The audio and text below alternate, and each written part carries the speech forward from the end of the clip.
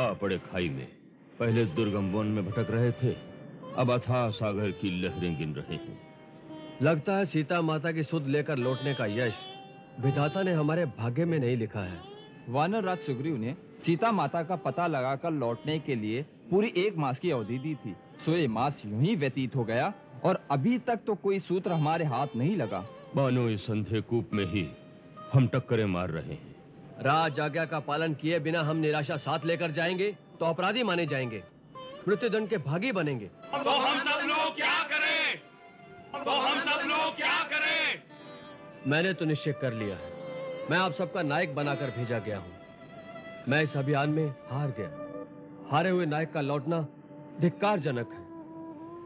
उस अपमान की अपेक्षा में यही उपवास करके प्राण दे देना मैं उत्तम समझता हूं। मैं यही मरणांत उपवास करके प्राण उत्सर्ग करूंगा। आप सब गुरुजनों को मेरा अंतिम प्रणाम। आप सबको मैं अंतिम आदेश देता हूं। जामवंत जी और महावीर हनुमान जी के साथ आप सब वापस किष्किंधा लौट जाएं। ये कैसे हो सकता है युवराज अंगद? हनुमान जी, आप इन सबको समझाइए और अपने साथ लेकर जाइए। असंभव। युवराज अंगद, जिस अभियान पर तुम्हारे नेतृत्व में हम सब साथ आए हैं, उसमें जीना मरना जो कुछ भी होगा सबका एक साथ होगा। हर पथ पर तुम्हारे पीछे चलना हम सबका कर्तव्य है। हाँ हनुमंत, हम सब कुमार अंगद के साथ इस अनंत सिंधु के पावन तट पर प्राणांतक अनशन करेंगे।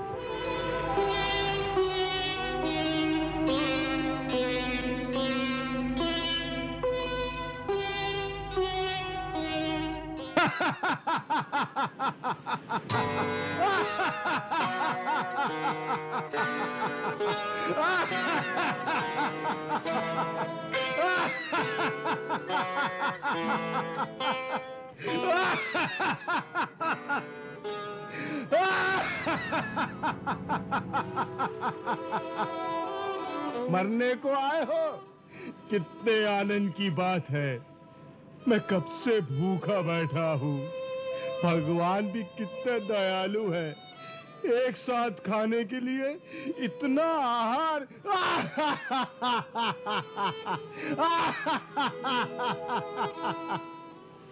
एक एक करके मरना मेरे भाई। जो जो मरता जाएगा मेरे भक्षण के काम आएगा। सुनो, ये तो और अच्छा हुआ। जीते जी ये काया प्रभु श्री राम के काम नहीं आ सकी। मर जाने के पश्चात ये काया तो तुम्हारे काम आएगी गिद्धराज।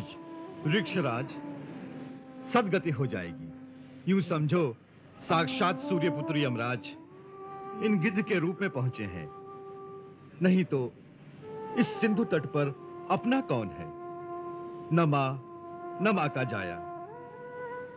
अपनी काया को ठिकाने कौन लगाता? मरना भला विदेश में, जहां ना अपना कोई। माटी खाए जानवर, अग्नि दे न कोई। वैसे भी गिद्ध जाति का बड़ा उपकार है हमारे प्रभु श्री राम पर। हमारा मृतक शरीर इनके काम आए तो प्रभु श्री राम पर जो गिद्ध जाति का ऋण है कुछ तो उतरेगा। कौन सा ऋण? तुम्हें पता नहीं? गिद्धराज जटायु ने माता सीता को बचाने के लिए अपने प्राण दे दिए। प्रभु श्री राम ने तो पिता की भांति उनका अंतिम संस्कार किया। जटायु? जनक नंदिनी सीता की रक्षा के लिए जटायु ने तो अपने जीवन की आहुति दे दी। श्री राम प्रभु की सेवा करते करते पंचवटी में परम गति को प्राप्त हो गए। जीवन धन्य हो गया महात्मा जटायु का। बार बार जटायु का नाम लेने वालों, कौन हो तुम? कौन हो तुम? मेरे पास आओ, मुझे बताओ सारी बात। जटायु तो मेरा छोटा भाई है। मुझे स्पष्ट बताओ, क्या हुआ मेरे भाई जटायु को?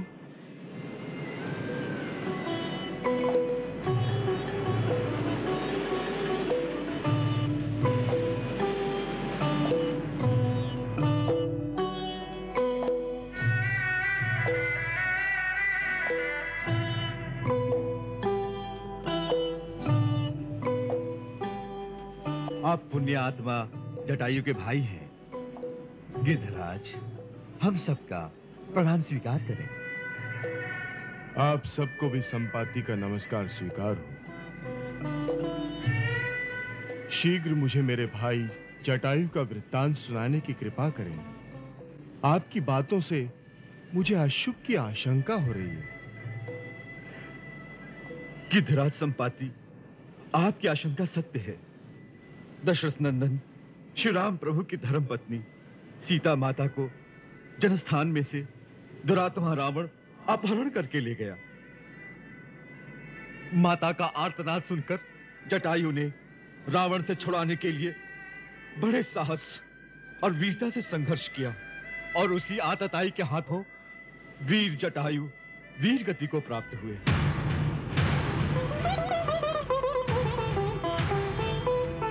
स्वयं श्री राम प्रभु ने वहां पहुंचकर अग्नि संस्कार किया। मरते मरते जटायु ने ही सीता माता के रावण द्वारा अपहरण की बात श्री राम प्रभु को बताई।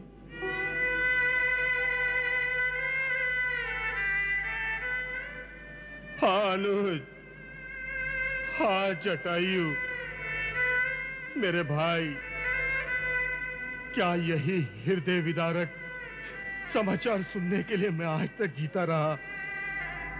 हाय, मैं अगर तुम्हारे साथ होता तो तुम्हारा नहीं, उस नीच रावण का मरण होता, सीता माता का हरण भी ना होता। पक्षीराज, आप अपने भाई से अलग इस दशा में यहाँ किस कारण पड़े हैं? क्या बताऊं बेटा, यौवन के मद में मस्त होकर हम दोनों भाइयों ने एक बार सोचा कि हम सूर्य तक क्यों नहीं पहुंच सकते। कैलाश पर्वत पर बैठे कुछ मुनियों के सामने हमने शर्त बंधी कि हम सूर्य को छूकर सूर्य के अस्ताचल में जाने से पहले उनके पास लौट आएंगे। बस अपने अपार बल के घमंड में हम दोनों भाई आकाश में उड़कर सूर्य की ओर उड़ चले। सूर्य का प्रखर तेज हमें झुलसाने लगा। भारत प्रेम में मैंने अपने विराट पंखों से जटायु को ढक लिया। वो जला तो नहीं, परंतु बेसुध होकर जनस्थान में जाकर गिरा। मेरे दोनों पंख जल गए। मैं भाई से बिछड़कर, पंख और पराक्रम खोकर इस पर्वत पर आ गिरा और तभी से अत्यंत विवश, असहाय अवस्था में दिन बिता रहा हूं। यहां से बैठे बैठे एक दिन मैंने भी देखा था कि दुष्ट आत्मा रावण एक रूपवती तरुणी को अपने विमान पर बलपूर्वक ले जा रहा था। मेरा अनुमान है वो अवश्य ही दशरथ नंदन श्री राम की भार्या होंगी।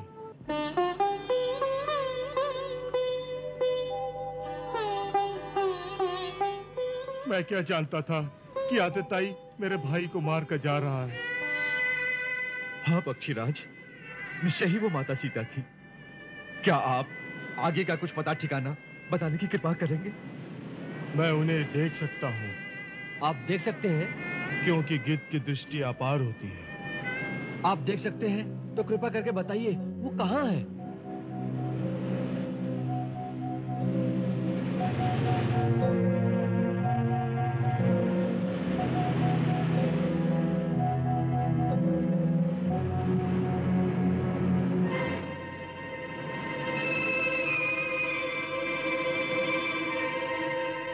वो इस समय रावण के राजमहल में किसी वृक्ष के नीचे बैठी गहरी चिंता में डूबी हुई है।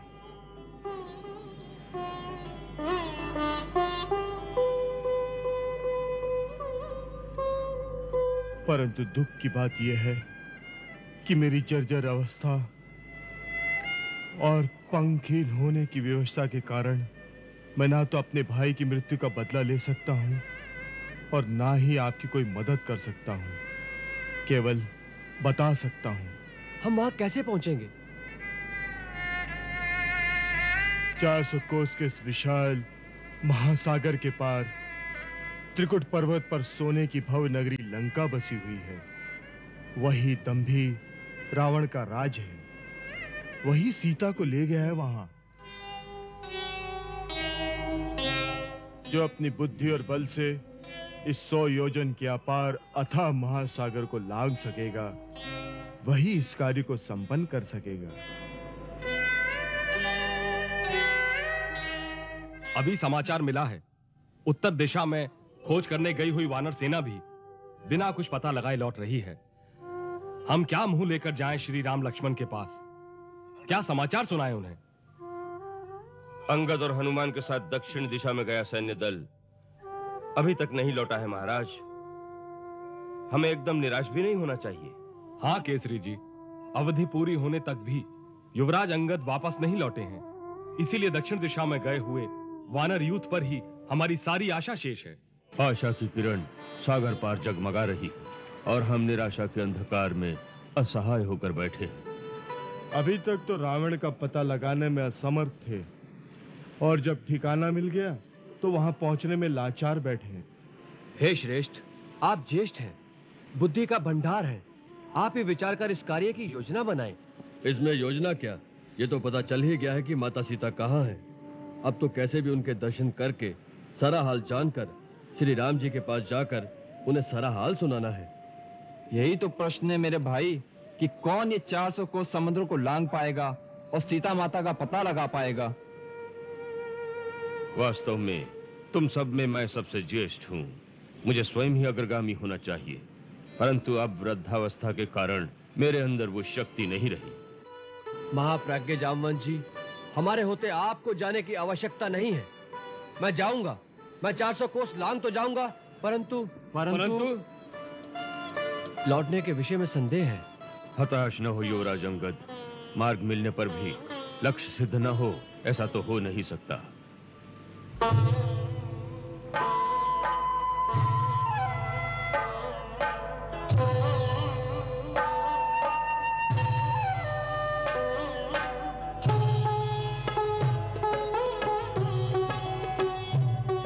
श्री राम काज करने में सबसे आतुर अंजनी कुमार गुमसुम न जाने किस विचार में मग्न अलग थलग खड़े।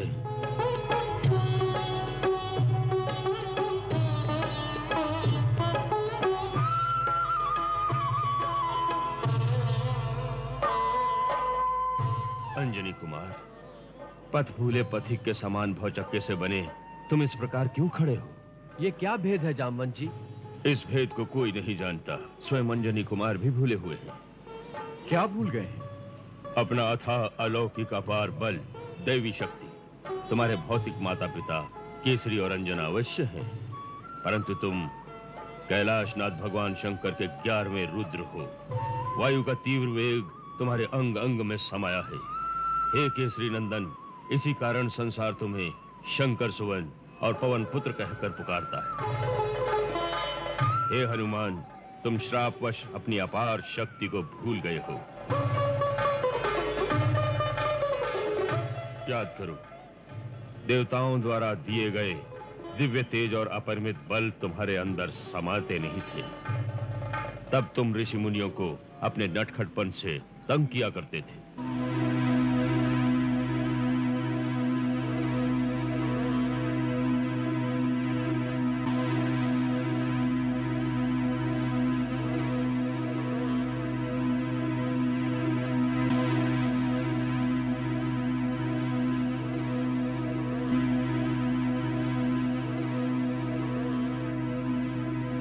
तब एक ऋषि मुनि ने तुम्हें शाप दिया था।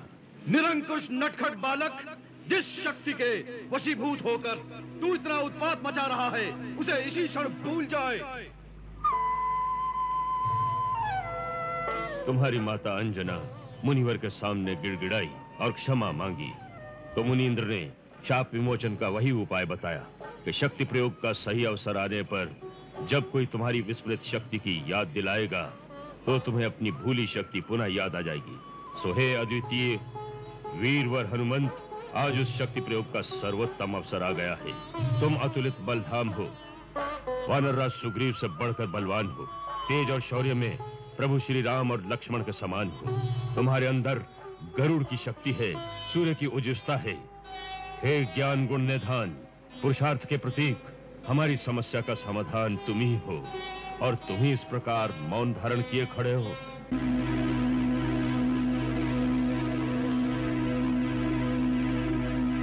हे बल बुद्धि निधान, महाबली हनुमान, 400 कोस के विशाल महासागर के पार सीता माता अधर्मी आतताई रावण के अधीन है। साधन मिल गया है, सिद्धि तुम्हारे हाथ है बजरंगबली।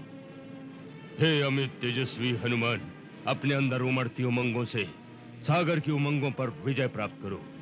हे तात, अब तुम लंका में जाकर अपने नाम का डंका बजा दो, सीता की सुध ले आओ, अधर्मी और अज्ञानी असुरों को चेतावनी दे आओ। जागो, जागो, जागो बजरंगबली, जागो हनुमान, जागो, जागो बजरंगबली, जागो, अपनी शक्ति को याद करो। जागो, हनुमान जागो, बजरंगबली जागो, बजरंगबली जागो। कपिराज नहीं अस काज न आपसे होए जो आप विचारो, न आपसे होए जो आप विचारो। 7 समंदर जान सरोवर लांघो, एक छलांग जो मारो, लांघो एक छलांग जो मारो। तीनों लोक में कोई नहीं, तीनों लोक में कोई नहीं, कपि आपको मार्ग रोकन हारो। नहीं जानत है जग में कपि संकट मोचन नाम तिहारो।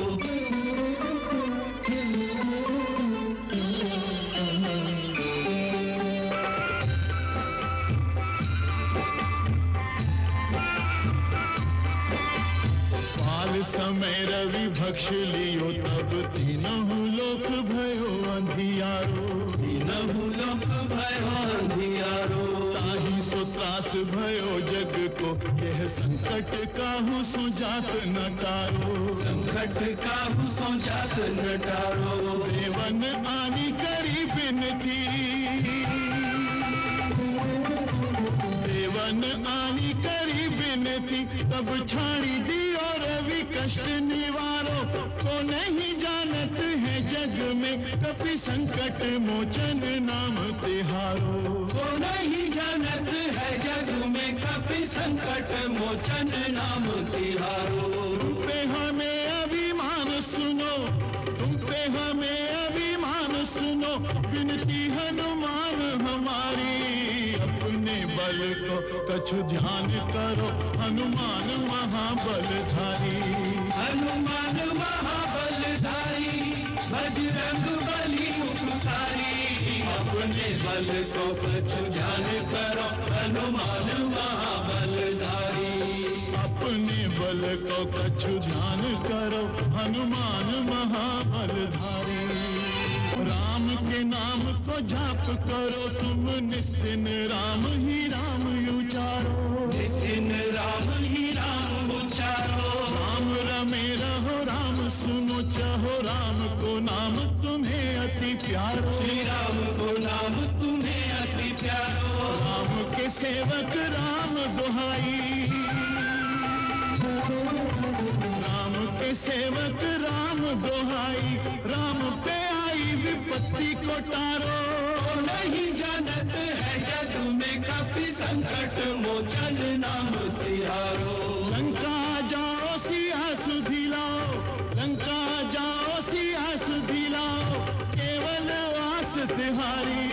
अपने बल को कछु ध्यान करो, हनुमान महाबलधारी, हनुमान महाबलधारी, बजरंग बली उपकारी।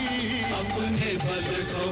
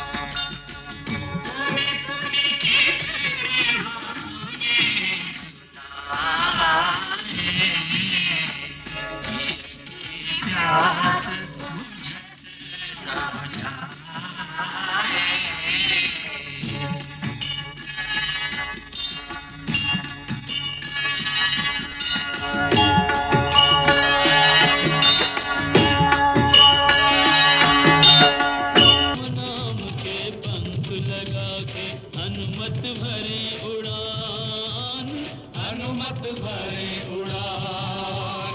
महाबली कपि महातेजमय अद्भुत क्षमतावान, हनुमत भरे उड़ान। जय हनुमान ज्ञान गुण सागर, जय कपीश तिहु लोक उजागर। रामदूत अतुलित बल धामा, अंजनी पुत्र पवन सुत नामा। राम काज करिबे को आतुर, चल दिय चतुर सुजान, हनुमत भरे उड़ान।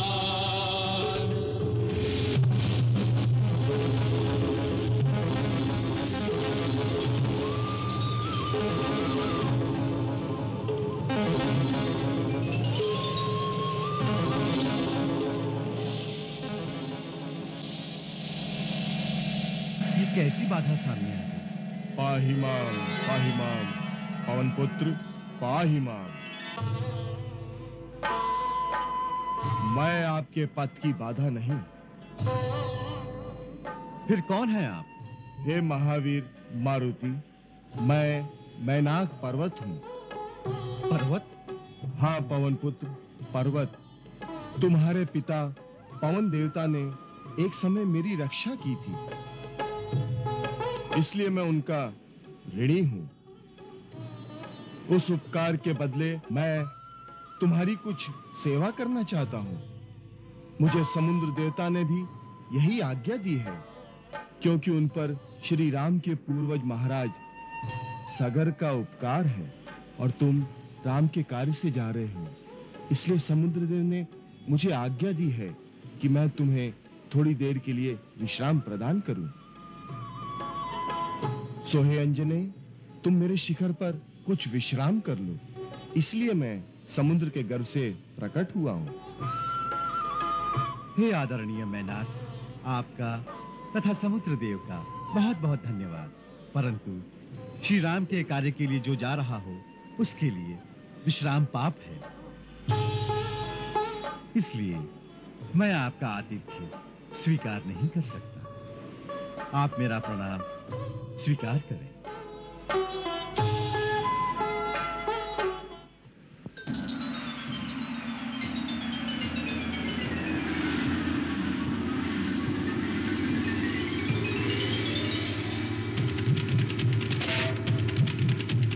नहीं विश्राम नींद नहीं भोजन, करना पार 4 शत योजन। तुमसे है कपि धर्म प्रतिष्ठा, उपमाहीन तुम्हारी निष्ठा।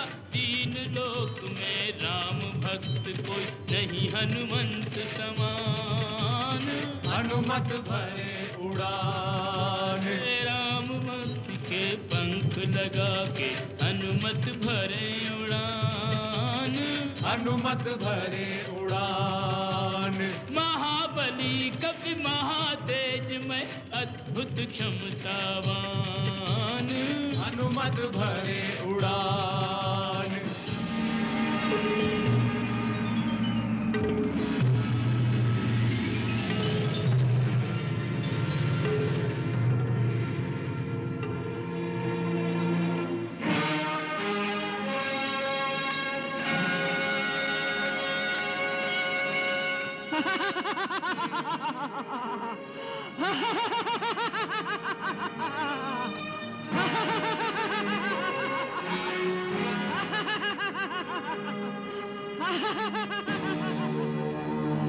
मेरा रास्ता रोकने वाली तुम कौन हो?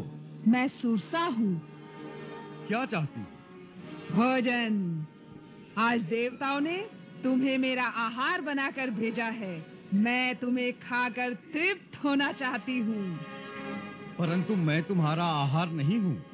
अपने स्वामी प्रभु श्री राम के कार्य से जा रहा हूँ। तुम्हारा मुझ पर कोई अधिकार नहीं है। मेरा पूर्ण अधिकार है, क्योंकि मैं भूखी हूँ। जो भूखा हो उसका अधिकार सर्वप्रथम माना गया है। यही धर्म है। इसलिए यदि तुमने मेरी भूख ना मिटाई तो वो धर्म विरुद्ध होगा। हाँ, यदि तू चाहे तो अपनी जगह किसी और जीव को मेरा आहार बना दे, जैसा महाराज शिवी ने किया था। इस प्रकार भूखे को भोजन देने का धर्म भी निभ जाएगा और तुम्हारे प्राण भी बच जाएंगे। परंतु माता, अपनी जान बचाने के लिए किसी दूसरे के प्राण लेना धर्म नहीं, पाप है। इससे तो यही अच्छा है कि मैं आपका आहार बन जाऊं। कितनी धर्मयुक्त बात की है तूने। अब आजा मेरे मुंह में। परंतु माता, इस समय मेरा प्रथम धर्म है अपने स्वामी प्रभु श्री राम का कार्य करना। इसलिए पहले लंका जाकर सीता माता की खोज करूंगा। उन्हें ढूंढकर श्री राम प्रभु का संदेश उन्हें पहुंचाऊंगा। फिर सीता माता का समाचार श्री राम प्रभु तक पहुंचाऊंगा। इतना कार्य संपन्न होने के पश्चात मैं स्वयं तुम्हारा आहार बनने के लिए यहां पहुंच जाऊंगा। इस बात का मैं तुम्हें वचन देता हूं। इसलिए माता, इस समय मुझे जाने दे, विलंब न कर, मेरा मार्ग छोड़ दे। मैं तेरे इन झूठे वचनों में नहीं आने वाली।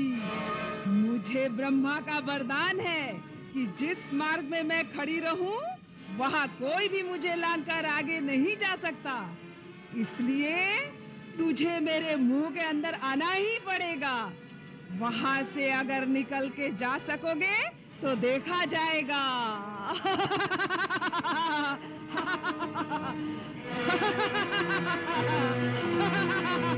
अच्छी बात है माता, मुंह खोलो, मैं आता हूं।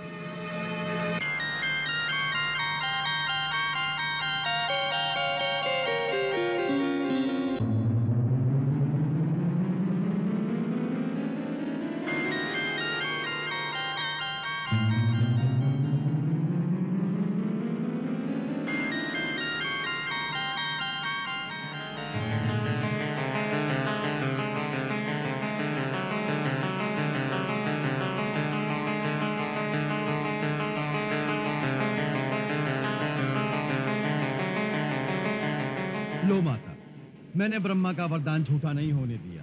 तुम्हारे मुंह के अंदर से होकर निकल आया हूं। तुम्हारा शत शत कल्याण हो पुत्र। मैं वास्तव में नाग माता हूँ। मुझे देवताओं ने तुम्हारे पराक्रम और विवेक की परीक्षा लेने के लिए ही भेजा था। सो तुम उस परीक्षा में उत्तीर्ण हुए। जाओ वत्स, तुम्हारे सारे कार्य सिद्ध होंगे। जिसके पास धीरज, सूझ, बुद्धि और पराक्रम यह 4 गुण हो, उसकी सफलता सर्वदा निश्चित है। तुम्हारे द्वारा श्री राम के सारे कार्य सिद्ध होंगे।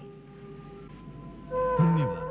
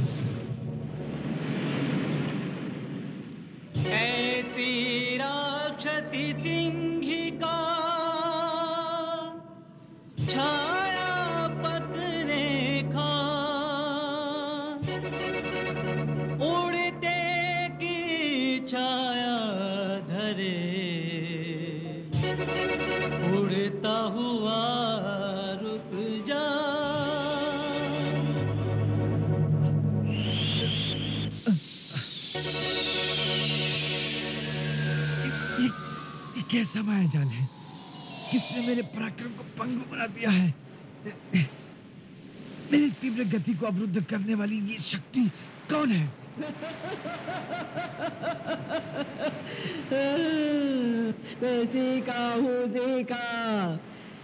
देखा निशाचरी, उड़ते पंछियों की परछाइयों से उन्हें पकड़ कर खाती थी। आज तुझे चबाकर बड़ा मजा आएगा। आज तुझे पेट भर के खाऊंगी। आज मौज उड़ाऊंगी।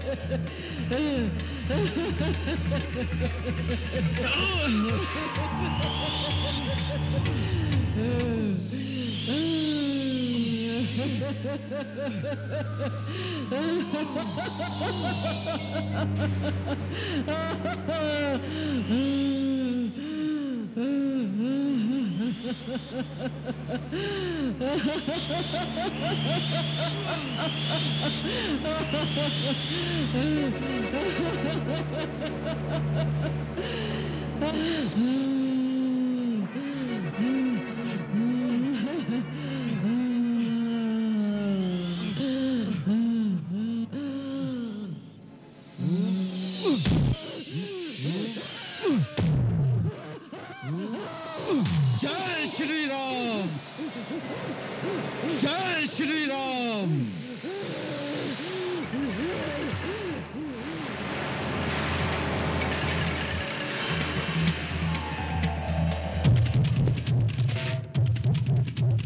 जिस पे श्री रघुवर की छाया, कोई उसको रोक न पाया, कोई उसको रोक न पाया।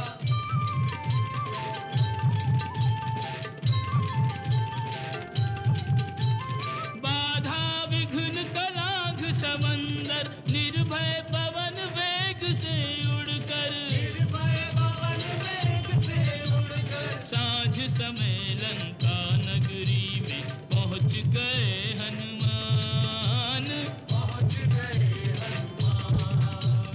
साँझ समय लंका नगरी में पहुँच गए हनुमान, पहुँच गए।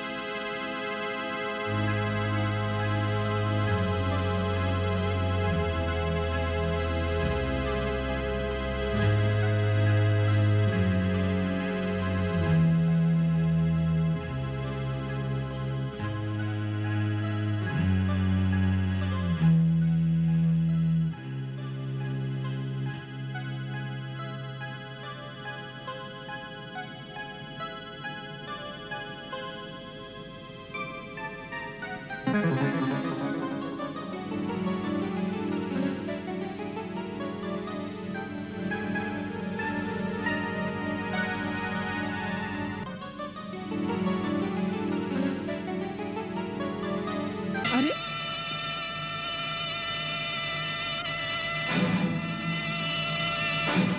कौन है तू जो इस प्रकार बिना पूछे लंका नगरी में घुसा चला जा रहा है? पहले तू बता कि तू कौन है? अरे मच्छर, मैं स्वयं लंका नगरी हूँ, लंका की नगर देवी, इसीलिए लंकिनी नाम है मेरा। लंका की रक्षा करना ही काम है मेरा। तू बोल, मेरी आंखों में धूल झोंक कर इस प्रकार अभेद्य नगरी में घुसने के पीछे क्या भेद है? इस अद्भुत माया नगरी को देखने की लालसा ले आई है। बस तनिक इस पुरी की सैर करके थोड़ी देर में लौट आऊंगा। मैं जाऊं?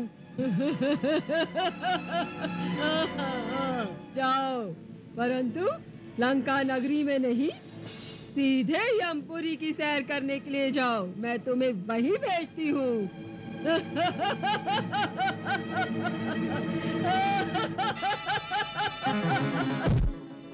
अरे अरे वारी लंका, तूने तो बजा दिया डंका। हमने तो सोचा था नारी जात से कौन बेबात तकरार करे, परंतु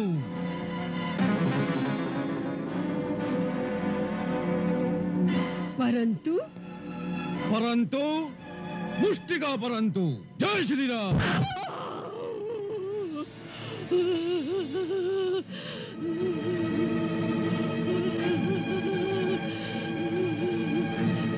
क्षमा कीजिए, एक में मैं अधमरी हो गई। दूसरे में ही यमपुरी सिधारूंगी। मैंने आपको पहचान लिया, होनी को जान लिया। क्या जान लिया? जब ब्रह्मा जी ने लंकेश रावण को वरदान दिया था, तभी ब्रह्मा जी ने मुझे भी लंका की रक्षा का भार सौंपा था। जब मैंने पूछा कि मेरी सेवा की अवधि क्या है, तो ब्रह्मा जी ने कहा कि जब तू एक वानर की मार से परास्त होकर बेहाल हो जाए तो जान लेना कि अब राक्षस राज का असुरों सहित नाश निश्चित है। लंका के विनाश का समय आ गया है। ब्रह्मा की भविष्यवाणी सत्य होती दिखती है। इस विधि के लेख को कोई मिटा नहीं सकेगा। वानर श्रेष्ठ, आप जाइए और स्वेच्छानुसार अपना कार्य सिद्ध कीजिए, मनोवांछित फल पाइए। अब मेरी सेवा की अवधि पूर्ण हुई, मैं वापस जा रही हूँ। ब्रह्म देवाय नमः, ब्रह्म देवाय नमः। जय श्री राम।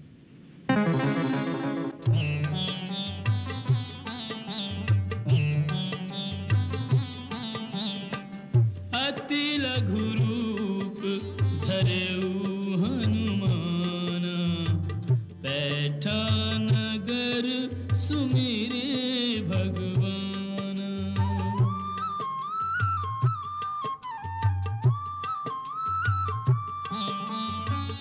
हाट बाट घर गलियन डोले, भेद लगावे भेद न खोले।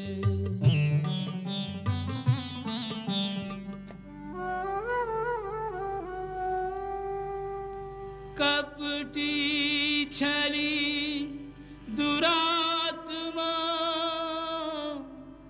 लंका को यह भूप। मानहु सोए दंभ मद, धरि रावण को रूप।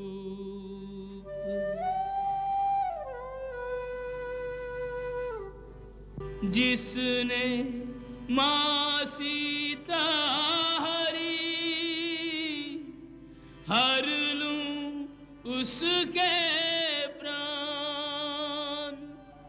फिर सोची इस श्रेय के,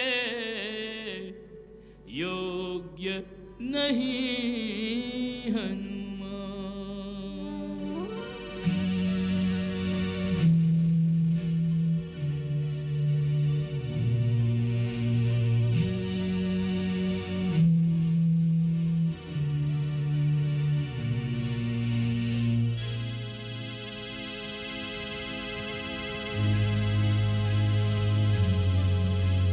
मंगल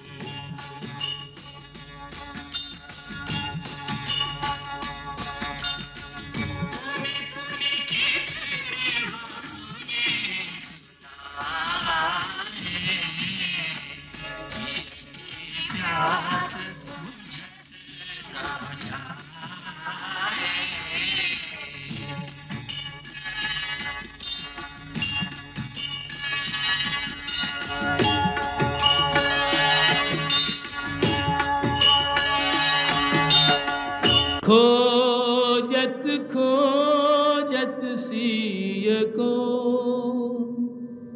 कपि पहुँचे उस धाम।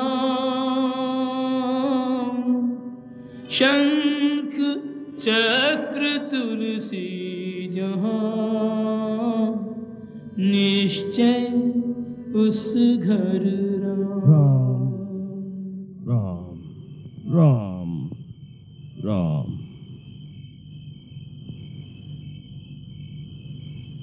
हे राम, जय श्री राम।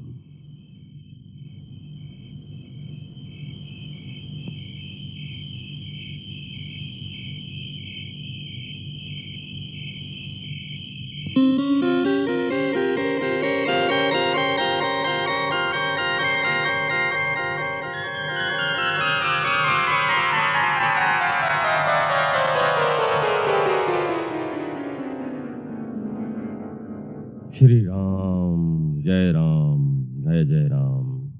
श्री राम जय राम, जय जय राम। श्री राम जय राम, जय जय राम।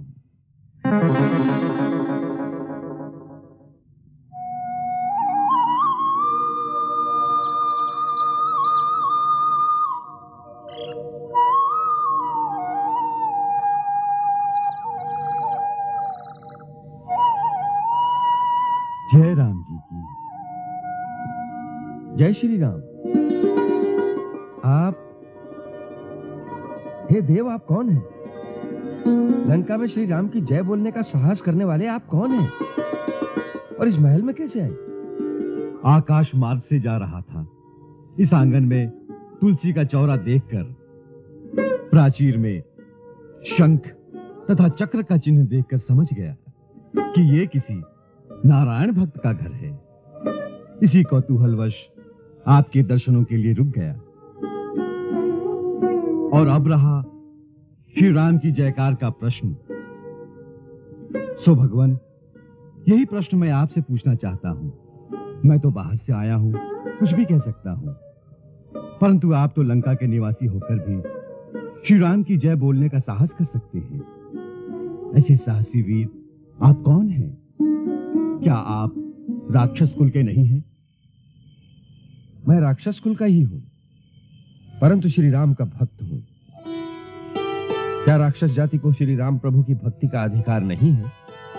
उनकी भक्ति का अधिकार तो प्राणी मात्र को है। प्रभु अपने भक्तों में ऊंच नीच, जाति पाति का भेद नहीं रखते। उनके निकट तो देव, दानव, मानव, यहां तक कि पशु पक्षियों में भी कोई भेद नहीं है। उनकी भक्ति सबके लिए सुलभ है। मुझे तो केवल इतना ही कौतूहल है कि राक्षस जाति में ऐसा कौन सा वीर है जो श्री राम प्रभु का भक्त है और लंका में रहने का साहस रखता है। इसीलिए आपका परिचय जानना चाहता हूं। मैं महर्षि विश्रवा का पुत्र और महाराज रावण का छोटा भाई विभीषण हूं। जहां तक लंका में रहने का प्रश्न है, तो हे महात्मा, मैं उसी प्रकार यहां रहता हूं जैसे दांतों के बीच जिह्वा रहती है। किंतु इस दुखदायी अवस्था में भी एक ही आशा है कि एक दिन मुझे श्री राम के दर्शन होंगे और वो मेरा उद्धार करेंगे। बड़े विस्मय की बात है, आपने अभी तक प्रभु श्री राम को देखा नहीं और उनकी भक्ति कर रहे हैं। ये कैसा रहस्य है?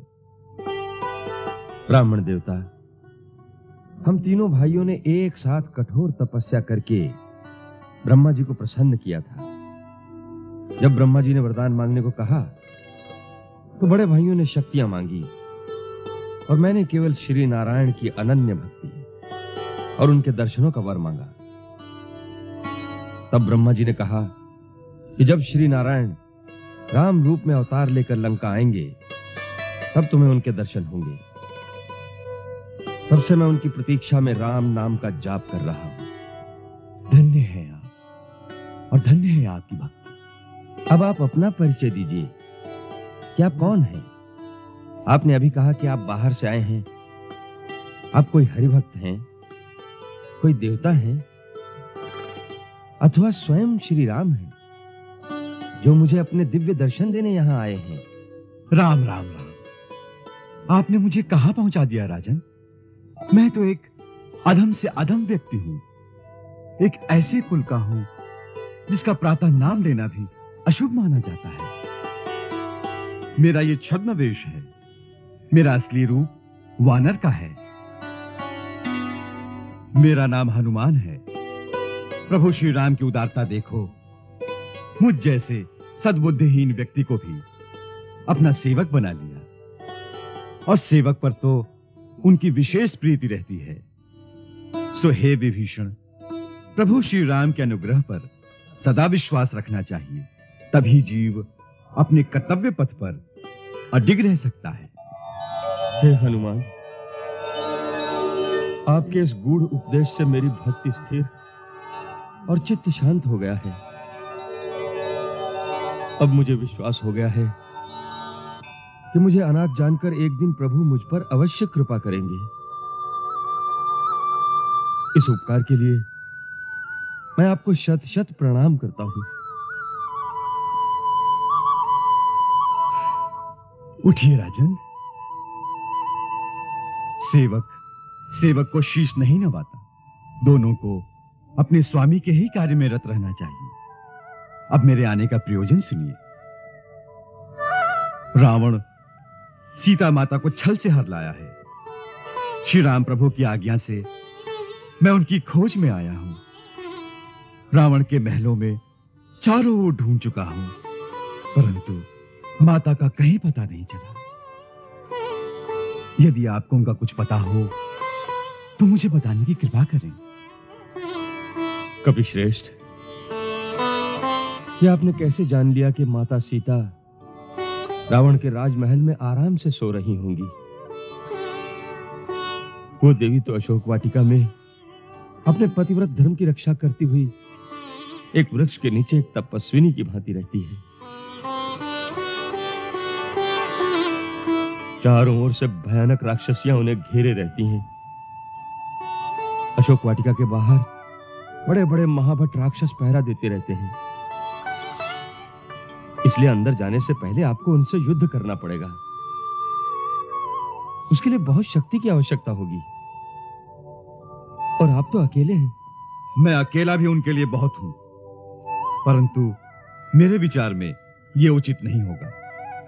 मैं माता से मिलने से पहले किसी प्रकार का कोई लड़ाई झगड़ा करना नहीं चाहता। नहीं तो यह पता लगने पर कि राम का कोई दूत सीता माता से मिलने आया है, वो लोग उन्हें कहीं और छुपा देंगे। फिर कुछ नहीं, मैं अपना रूप अति लघु कर लूंगा और रात के अंधेरे में चुपचाप माता के आसपास पहुंच जाऊंगा।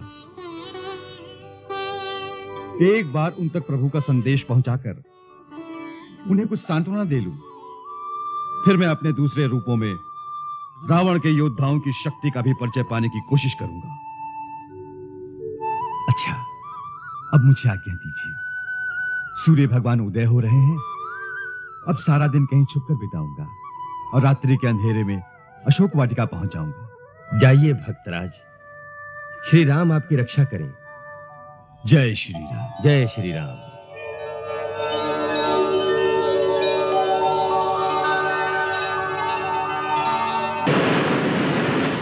हनुमान जी लंका तो पहुंच गए होंगे, कोई बाधा तो रास्ते में नहीं आई होगी ना? जो भक्ति, श्रद्धा और दृढ़ निष्ठा से अपने कर्तव्य पथ पर अग्रसर होते हैं, उनके मार्ग में यदि कोई बाधा आ भी जाए तो वो अधिक समय तक नहीं टिक सकती। हनुमान वीर भी हैं और भक्त भी हैं। वो अवश्य सफल मनोरथ होकर आएंगे।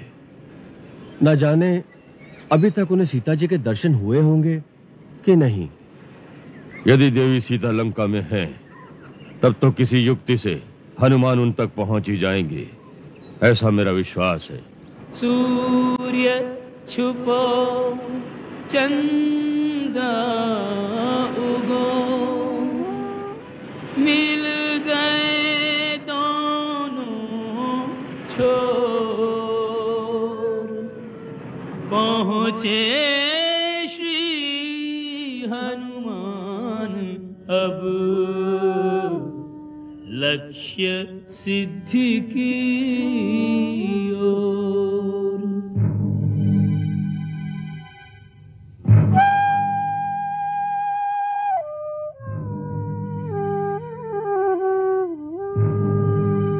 तन दुर्बल संतप्त मन करत राम को जाप। धर्मशील गुण खान सिय अपनो परिचय आप।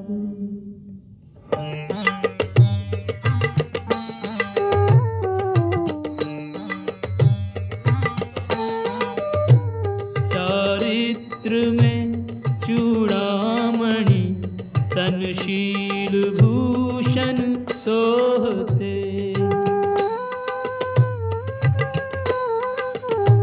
नैना अथक अविराम अपलक राम को मग जोहते। मृत प्राय किंतु न प्राण निकसे राम प्रभु के मोहते। हनुमत चति सीता सती जिन्हीं विदग्ध विछोहते। त्रिजटा मेरी मशाल भी जला दो। सबकी मशालें जल गई? हाँ जल गई।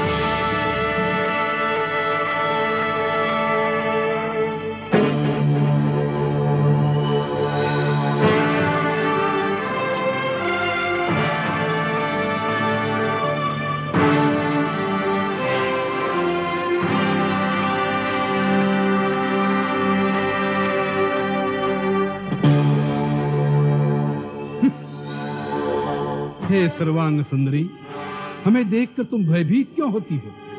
हम तो तुमसे प्रेम करते हैं। यह अनुपम सौंदर्य ब्रह्मा जी ने केवल तुम्हें प्रदान किया है। तुम्हारे पश्चात ऐसा रूप उन्होंने किसी दूसरी स्त्री को नहीं दिया।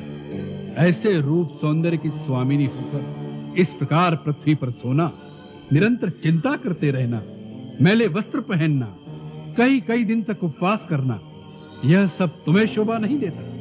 तुम्हारे लिए तो हमारे महल में दिव्य आभूषण, हीरे, मोती, माणिक, रेशमी परिधान, संसार के सर्वोत्तम भोजन, बहुमूल्य पेय पदार्थ अर्थात संसार के सारे सुख हाथ बांधे तुम्हारी सेवा के लिए खड़े हैं। तुम वहां आ जाओगी तो रानी मंदोदरी और हमारी सहस्त्र स्त्रियां दासियां बनकर तुम्हारी सेवा करेंगी।